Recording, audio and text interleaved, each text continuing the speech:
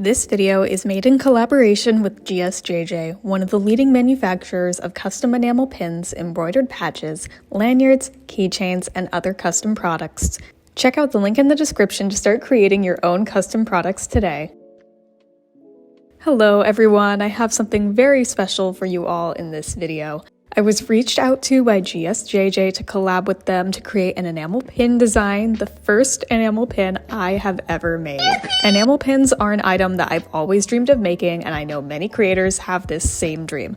They're a beautiful form of merchandise that have a lot of room for custom touches and personalization. They're also very expensive to produce, and are a product that has to be manufactured overseas via factories, and they take a long time to make. This video is going to walk you through the entire process that I went through designing an enamel pin for the very first time, step by step, and then unboxing the final pins and sticker design after I handed the design off to the manufacturers. There's going to be 3 steps that I walk you through today: sketching and conceptualizing, file setup, production notes and proof setup, and finally, I'll be reviewing the final product. I hope this video will be helpful to those who are interested in making their own enamel pins, and that I've made this a simple and easy to understand process for you. So now let's move into the enamel pin design process. So before you go ahead with creating a pin, you need a design in mind first. When Gsjj reached out to me for this collab, I was in the middle of preparing for my Naruto shop update. That's all I'd been posting about, the only content I was making was Naruto, and at first I considered making a Naruto related pin for this collab. However, I decided to redirect and create something more universal that's less niche, and that covered something else I've been loving drawing lately, which is moths. But there's a lot of moth pins and designs that exist already. So I wanted to create a design that I myself would want to purchase and that stands out from what other artists have already created. I personally have a punk rock witchy aesthetic, and I'm a big fan of the celestial aesthetic and style as well, which led me down the path of creating a celestial moth design. This first phase of sketching was done traditionally in my sketchbook to play around with the various different shapes and sizes of different moths. I work best traditionally, so sketching always starts traditionally for me. After I finished all of my very quick, very sketchy sketches, I started sketching the moth species I liked most on my iPad in Procreate, adding on all of the celestial elements that I was considering using, like stars and phases of the moon on all of those sketches. After I did these digital sketches, I started narrowing down the list of designs, since I'm making one sticker and one pin design, carefully considering the overall silhouette and shape of the design, not just the details, because sometimes a sketch can look really cool in theory, but it just doesn't work as a sticker or pin design. For example, I used a comet moth for one of my sketches, and they are a moth species that has really long, narrow wings, and while that does look really cool, and I like that shape, it's going to make an awkward silhouette for a sticker, and it has the potential to really screw up the success of a pin design if I size it too small to account for these long, narrow parts of the wings. Some of the designs are just too detailed for a pin design, so it was by silhouette and level of detail that I narrowed down my designs to eventually choose which one was going to become my pin design. For the sticker, I chose based on silhouette, since the sticker is just a drawing and I can make that as detailed as I want. With those sketches chosen, we can move forward into the design stage and file setup stage. Okay, it's time to get technical. When creating an enamel pin design, you have to create a vector file for your design. If you don't know what a vector is, it's a type of artwork that can be scaled up or down to whatever size you need, and it will not pixelate or decrease in clarity, because vectors are based off of points, whereas a drawing, like my sticker design, is a pixel-based image. Some companies can work from PNGs or Photoshop files that you provide, but they have to recreate that image as a vector. So certain details may be lost, colors may be changed, and your pin may not 100% accurately match your original design. Adobe Illustrator is the most popular program for vector work and is considered the industry standard program, but Affinity Designer is another alternative, Inkscape is another, and I'm sure there's more vector art programs out there if you can't use Illustrator or if you don't want to use Illustrator. For this video, I'm using Illustrator, so my setup process is entirely Illustrator based. So just keep in mind that everything I'm doing here is in Illustrator, and some of the features that I'm using may not exist in other programs. To start off, I set up an artboard that's the size I want the final pin to be.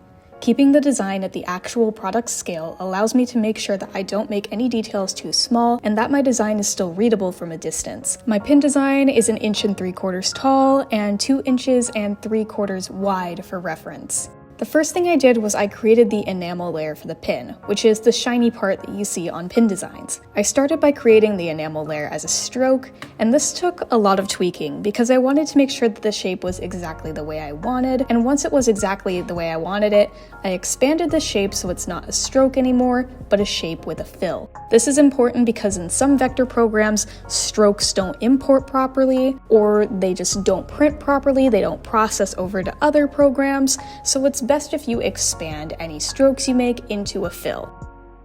The next part is important because it will directly affect the way your pin looks, and that's choosing your colors. Enamel pins, along with a lot of other products, are created using Pantone colors. And if you don't know what Pantone colors are, there are a wide library of colors with very specific hex, CMYK, and RGB values that are universally applicable to any purpose or context the color may be used for. For example, a Pantone color that's displayed on a website should look the exact same as that same Pantone color used on a physical printout like a booklet or brochure or, I don't know, something more fancy like a car or vehicle wrap. When choosing your pin colors, you should be picking and choosing colors directly from the Pantone library, which is free to access on the internet, and you can find the hex codes, RGB codes, and CMYK codes for those Pantone colors through that website. Once you've chosen your colors, you should create a separate layer for each color that you have on your pin. For my pin, I only have 2 colors, white and a soft violet color, so my final design has 3 layers total. 1 for the white layer, 1 for the violet layer, and 1 for the enamel layer.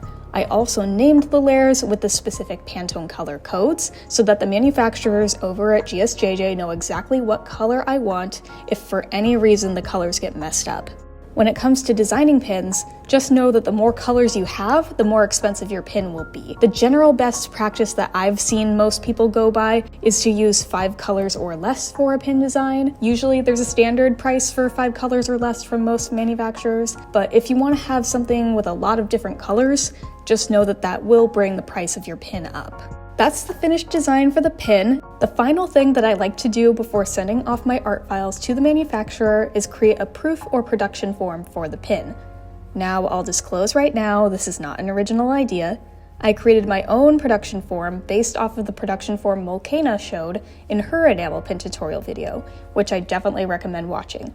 Mulkena is a big inspiration for me. She's been making enamel pins for years at this point. She knows the ins and outs of the production process, and her tutorial is also very in-depth and was very helpful for me while I was setting up my enamel pin files. The production form is a helpful guide for manufacturers, and it allows you to get down to the nitty-gritty details of the pin's design. I added some text stating what the product is, the quantity of the pins I'm making, my name, along with adding a watermark over the artwork just to keep it protected. I add a section that documents what colors I'm using and what their Pantone color is.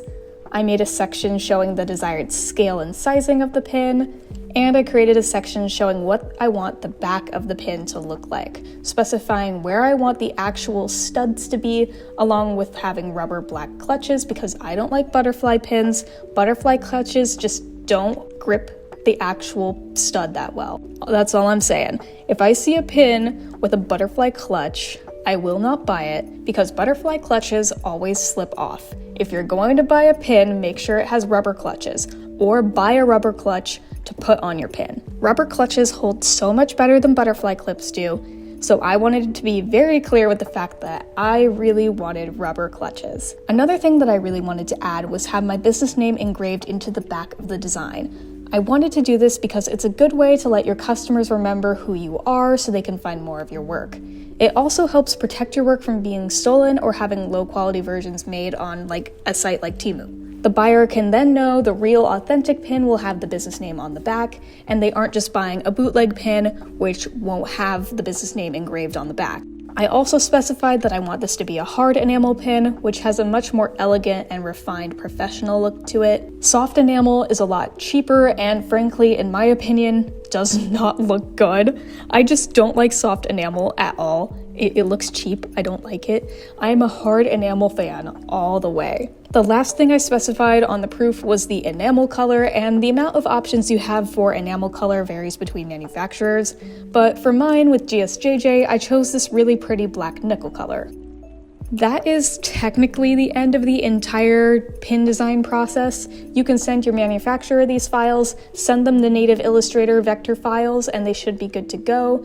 You can do a lot more than this with your pins. For example, some manufacturers offer special features such as screen printing, which is basically where two colors bleed together without any enamel separating them. Sometimes you can make glow-in-the-dark pins, you can make pins with a glitter fill, you can make semi-translucent pins. I just know that those sorts of finishes require more advanced file setup and they're a lot more expensive to produce. Enamel pins are already a pretty pricey item to make, so just be sure that if you're committing to the expense for special finishes that you're able to make the cost worth it. Most manufacturers will also send you their own proof after receiving your files just to confirm with you that the design is exactly the way you want it. If you approve, they can start manufacturing the pins. If you need to have some changes made or something doesn't look right, you send them your edit notes and they will send you another proof with those requested changes made. Point is, once you approve the proof, the production begins. And then all you have to do is wait. And wait is what I did. It took about 3 weeks for my pins to be manufactured and delivered, which is a very short turnaround time for enamel pins. Lots of manufacturers take a month or more to create pins, especially if you're ordering hundreds of pins. I only had 30, so production time was rather fast for me. Shipping can also take a while since most pins are manufactured overseas in China, and they have to go through Chinese and US or European customs, which can make the shipping time be rather long. Especially, again, if you're ordering hundreds of a pin design. Now we get to the most fun part of the video, which is the unboxing. Alrighty, it has been a couple of weeks since I last was filming and since I was last here with you guys. The pins came. It took a couple of weeks because manufacturing enamel pins takes a while. It's a long, lengthy process, but they're here. And I'm filming this at like 9:30 p.m. So the lighting is not good. You can see my shadow as I'm moving. You can see my head here. So I'm gonna be filming a better shot in the morning of all the things in this beautiful box. I can't wait to see what these look like, but I wanted to get a reaction of me opening these now because I got the notification that these were delivered this morning and I was at school all day. So I've been spending the whole day waiting in anticipation to get home so I can open this in front of everyone. So not the best lighting, but we're doing it, and then I'll get some better shots in the morning when I have better lighting. But for now, we're gonna unbox this, so I just need to find a knife. Here we go. I cannot wait to see what these look like. I'm so excited. Let's see. Okay, we have some packaging. I see the stickers. Oh, beautiful. That's actually really nice quality. I like that a lot. It's got some nice embossing on it. I didn't know that they did luggage tags, so that's something I can think about in the future. I see the pins. Oh my god. Oh my god. Hang on, first the stickers. Look at how beautiful these are. Hang on, let's get one of these out. Oh, they're so pretty. That is a beautiful glossy finish. It's gorgeous. It feels very nice. It feels very smooth. It feels very thick and high quality.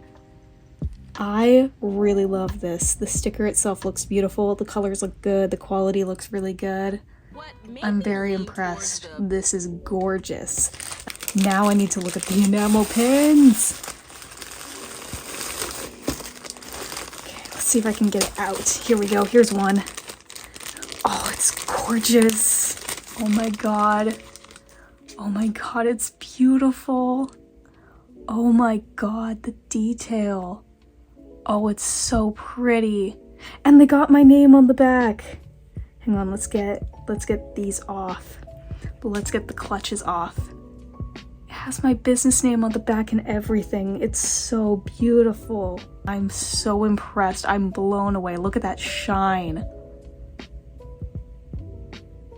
I'm blown away. I'm at a loss for words. These are gorgeous.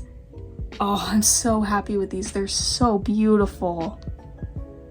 Again, this is a dream product I'm holding right now. It's so beautiful. I love it so much. I hope this is a good enough reaction for you all because I feel like I'm gonna cry. This is beautiful. So I'm gonna get some better shots in the morning and give you a little bit more of a thorough breakdown on my thoughts. As promised, here's the footage in much better lighting of the pins and stickers. These turned out so absolutely beautiful. I'm very, very impressed with the quality of the pins and the stickers. It's just insane to me that I was given the opportunity to create this literal dream product, and I'm so happy I was able to go through the enamel design process so smoothly. I hope that this video is able to make that process a lot smoother for you all as well. I was so excited and impressed with these pins that I pulled out my camera to get some really nice high quality photos of the pins. I've recently started doing more product photography with a real camera, and it's made a major difference in the quality of my product photography. These pins definitely deserve the most professional treatment, and I plan to put them in my shop soon, so they'll be available for anyone who would like to have one. And of course, I want to give a huge thank you to Gsjj for collaborating with me to create these pins. I have the link to their website in my bio, as well as their social medias. I highly recommend them, and I'll definitely create more enamel pins with them in the future once I can afford them, because again, enamel pins are expensive, and there's no way I could have made them if I wasn't doing this collab, so thank you Gsjj for letting me make enamel pins for free. This is the best thing ever. I hope you're all having a wonderful day wherever you may be watching this. I hope you enjoyed, and I hope the video was helpful. You can find me here on YouTube, on TikTok, Tumblr, Instagram, and Twitter. And of course, you can always check out my Etsy shop if you'd like to support me directly and my work. That's all for now, and I'll see you whenever or wherever I happen to see you.